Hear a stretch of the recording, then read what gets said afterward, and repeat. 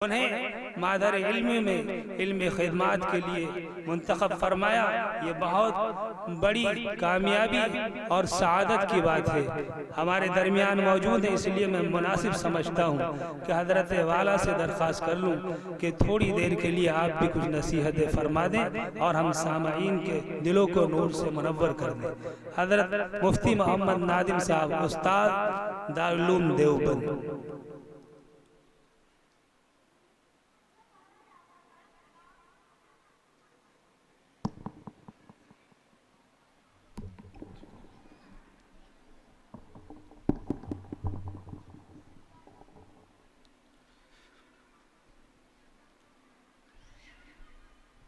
بسم اللہ الرحمن الرحیم، الحمد للہ رب العالمین، والصلاة والسلام علی سید الانبیاء والمرسلین وعلی آلہ وصحبہ اجمعین، اما بعد فاعوذ باللہ من الشیطان الرجیم، بسم اللہ الرحمن الرحیم۔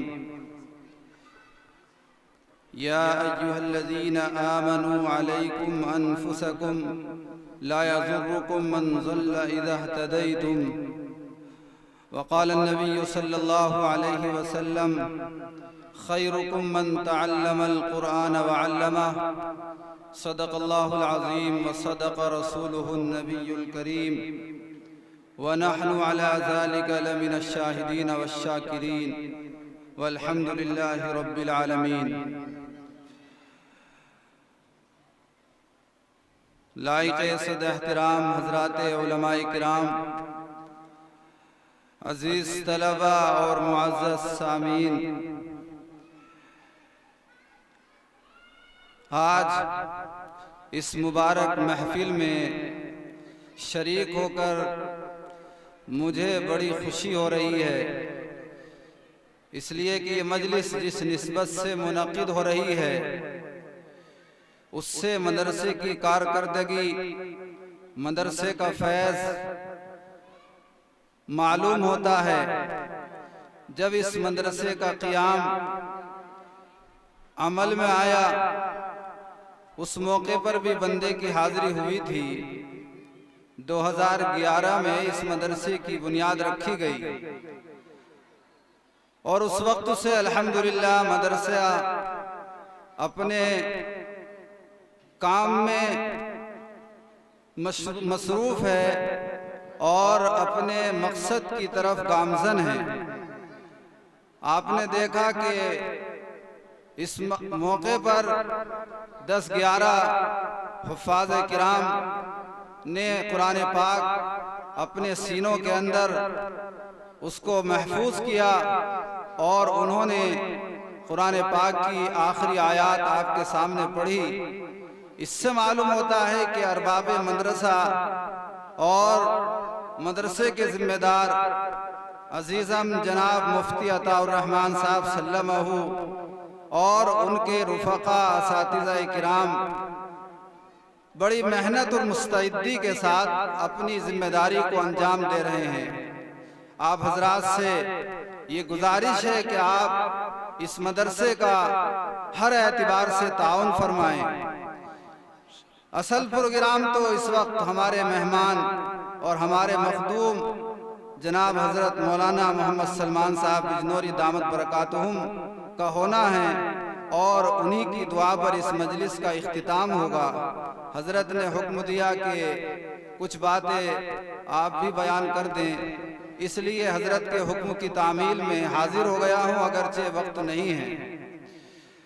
دیکھیے مدرسے کی تاریخ اور مدرسہ کس چیز کا نام ہے، ان مدارس کی کیا ضرورت ہے، کیا اہمیت اور افادیت ہے، اس پر تفصیلی خطاب آپ حضرت مولانا اخلاق صاحب کی زبانی سماعت فرما چکے ہیں۔ مجھے دو باتوں کی طرف آپ کی توجہ مبذول کرانی ہے۔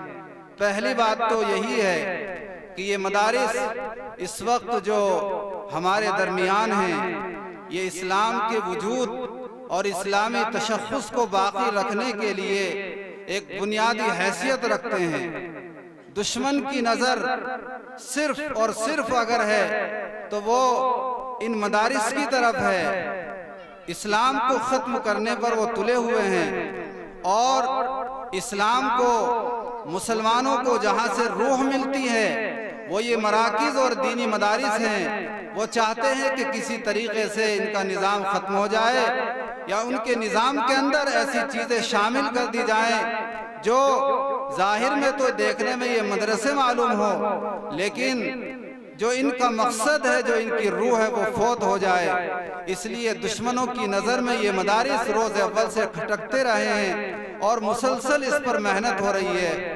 اس لیے مسلمانوں کی ذمہ داری ہے کہ وہ ان دشمنان اسلام کی سازشوں کو کامیاب نہ ہونے دیں، اور ہر اعتبار سے ان مدرسے کا تعاون کر کے ان مدرسوں کو دن دونی رات چوگنی ترقی دیں، اور ہر اعتبار سے ان کو مضبوط اور محکم بنائے، مستحکم بنائے۔ اسی میں ہماری کامیابی ہے اور ہماری بھلائی ہے۔ دوسری بات، آج ہمارے معاشرے کے اندر طرح طرح سے بگاڑ پیدا ہوتا جا رہا ہے، برائیاں بڑھتی جا رہی ہیں۔ آج ہمارے اوپر اور مسلمانوں پر، امت مسلمہ پر جو پریشانیاں اور جو مصیبتیں آ رہی ہیں، ہمیں اپنے دشمنوں کو اور اپنے مخالفوں کو اس سلسلے میں زیادہ کہنے کی ضرورت نہیں ہے، بلکہ ہمیں اپنا جائزہ لینا چاہیے کہ ہمارے اندر کیا کیا برائیاں ہیں۔ یہی برائیاں ہیں جس کی وجہ سے آج دشمن ہمارے اوپر مسلط ہو چکا ہے اور ہماری دیواروں کو، ہماری بنیادوں کو کمزور کرنے پر لگا ہوا ہے۔ اللہ تبارک و تعالیٰ نے اس بات کی طرف قرآن پاک میں توجہ دلائی، وَمَا أَصَابَكُم مِّن مُّصِیبَةٍ فَبِمَا كَسَبَتْ أَیْدِیکُمْ وَیَعْفُو عَن کَثِیر، کہ جو مصیبت بھی تم کو پہنچتی ہے تو وہ تمہارے اعمال اور تمہارے کرتوتوں کی وجہ سے پہنچتی ہے۔ اس لیے میرے بھائیوں اور مسلمانوں، اللہ تبارک و تعالیٰ کا حکم ہے کہ ہم اپنی اصلاح کی فکر کریں، اپنے عقائد کو بھی درست کریں، عبادات کو صحیح کریں، معاملات کو شریعت اور سنت کے مطابق بنائیں، ہماری معاشرت، ہمارے اخلاق سب شریعت کے مطابق ہو۔ اللہ تبارک و تعالیٰ نے قرآن پاک کے اندر اسی بات کا حکم دیا۔ چنانچہ جو آیت میں نے آپ کے سامنے پڑھی، یا ایھا الذین آمنوا علیکم انفسکم لا یضرکم من ضل اذا اہتدیتم، اس میں اسی امر کی طرف توجہ دلائی گئی کہ اے مسلمانوں، تم اپنی فکر کرو، اپنے اعمال کی فکر کرو، اپنے اخلاق کی، اپنے عقائد کی، اپنے معاملات کو صحیح کرو، اپنی اولاد کی طرف توجہ دو۔ تو ابتدا اپنی ذات سے ہونی چاہیے۔ معاشرہ کس چیز کا نام ہے؟ معاشرہ مسلمانوں کی اجتماعی زندگی کا نام ہے، اور معاشرہ افراد سے بنتا ہے۔ اگر ہر فرد یہ ذمہ داری محسوس کر لے اور یہ فکر لے لے کہ مجھے اپنی اصلاح کرنی ہے، اپنے آپ کو کامل اور مکمل مسلمان بنانا ہے، تو جب ہر آدمی اس کی فکر لے گا اور اپنی اصلاح کرے گا تو ایک صالح معاشرہ، ایک پاکیزہ معاشرہ خود بخود وجود میں آ جائے گا۔ آج ہماری توجہ اس طرف ہوتی ہے، ہم دوسروں کو کہتے ہیں کہ تم اپنی اصلاح کرو، لیکن ہمارے اندر جو برائیاں ہیں، جو کمزوریاں ہیں، ان کو دور کرنے کی ہم بالکل بھی فکر نہیں کرتے۔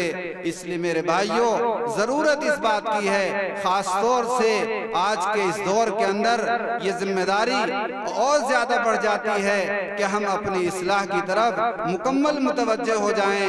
الحمدللہ دارالعلوم دیوبند نے اس چیز کو محسوس کیا۔